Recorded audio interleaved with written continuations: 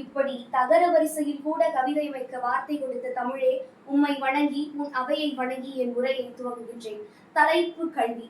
வெள்ளத்தால் அழியாது, வெள்ளத்தால் அழியாது, வெந்தணலால் வேகாது, வேந்தராலும் கொள்ளத்தான் முடியாது, கொடுத்தாலும் நிறைமொழிய குறைவுறாது, கள்ளருக்கோ பயமில்லை, காவலோ மிக எளிது, கல்வி என்னும் உள்ள பொருள் உள்ளிருக்க, புறத்தேயோர் பொருள் தேடி உலர்கின்றே என்னும் வரிகளுக்கு ஏற்ப, கொடுக்க கொடுக்க குறையாத செல்வம், பிறரால் கொள்ளையிட முடியாத செல்வம், அத்தகைய அழியா செல்வம்தான் கல்வி செல்வம். ஆம், இந்த உலகையே மாற்றக்கூடிய ஒரு ஆயுதம் உண்டு. அந்த ஆயுதத்தினுடைய பெயர் கல்வி என்றார் நெல்சன் மண்டேலா. படிக்காமல் இருப்பதை விட பிறக்காமல் இருப்பதை மேல் என்கின்றார் பேரறிஞர் பிளேட்டோ. அறியாமை வெட்கப்பட வேண்டிய ஒன்றுதான், ஆனால் அறிந்து கொள்ள விருப்பமில்லாமை அதனை விட வெட்கக்கேடு என்கின்றார் பெஞ்சமின் பிராங்கிலின். பெற்ற பிள்ளை கைவிட்டாலும், நீ பெற்ற பிள்ளை உன்னை கைவிட்டாலும் நீ கற்ற கல்வி உன்னை ஒருபோதும் கைவிடாது என்கின்றார் மகாத்மா காந்தியடிகள். முதுமையை முன்னிட்டு எந்த ஒரு மனிதனாக இருந்தாலும் தன்னை மேம்படுத்திக் கொள்வதற்காக தான் செய்து கொள்ளக்கூடிய பாதுகாப்பு பணிகளிலேயே மிகச் சிறந்தது கல்வி என்றார் அரிஸ்டாட்டில். ஒரு நாட்டிற்கு செலவில்லாமல் பாதுகாப்பு செய்வது கல்வி என்றார் நெட்பென்பெர். ஏனென்றால் கத்திகளால் ஜெயித்த யுத்தங்களை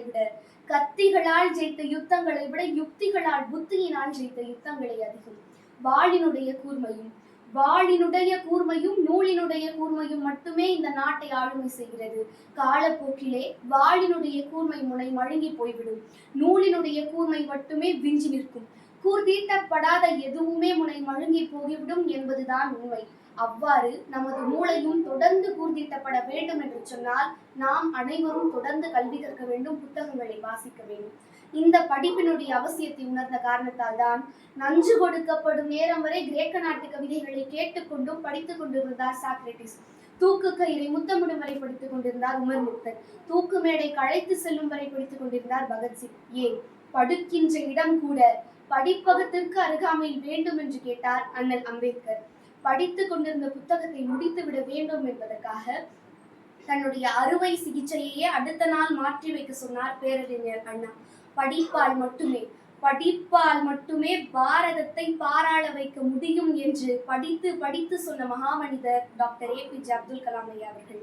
பிகாசோவின் ஓவியத்தை விட, பீத்தோவனின் இசையை விட, டியூபோவினுடைய ஒரு வாக்கியம், கதையின் கடை சொல், ஏன் வள்ளுவரின் ஒரு வரி உங்கள் வாழ்க்கையையே புரட்டி போடும் என்று சொன்னால் அதுதான் கல்வியின் சிறப்பு. நூலைப்படி, சங்கத்தமிழ் நூலைப்படி, முறைப்படி நூலைப்படி, காலையில் படி, பகலில் படி, மாலை இரவு என பொருள்படும்படி, கற்பவை கற்கும்படி வள்ளுவர் சொன்னபடி, கற்கத்தான் வேண்டும் அப்படி, கல்லாதவர் வாழ்வதெப்படி, அறம்படி பொருள்படி அப்படியே இன்பம்படி, இறந்த தமிழ் நான்மறை பிறந்ததென்று சொல்லும்படி, அகப்பொருள்படி அதன்படி, புறப்பொருள்படி நல்லபடி, புக படிப்படியாய் புலமை வருமென் சொற்படி, சாதி என்னும் தாழ்ந்தபடி நமக்கெல்லாம் தள்ளுபடி, சேதியப்படி தெரிந்துபடி தீமை வந்துடுமே மறுபடி, பொய்யிலே முட்காற்படி புரட்டிலே காற்படி, வையகம் ஏமாறும்படி வைத்துள்ள நூல்களை ஒப்புவதெப்படி என்ற பாரதிதாசனின் சொல்படி நூலைப்படி, சங்கத்தமிழ் நூலைப்படி. எனவே கற்போம், கற்றபடி நடப்போம், மற்றவர்களுக்கும் கல்வியை கொடுப்போம் என்று கூறிக்கொண்டு விடைபெறுகிறேன். நன்றி, வணக்கம்.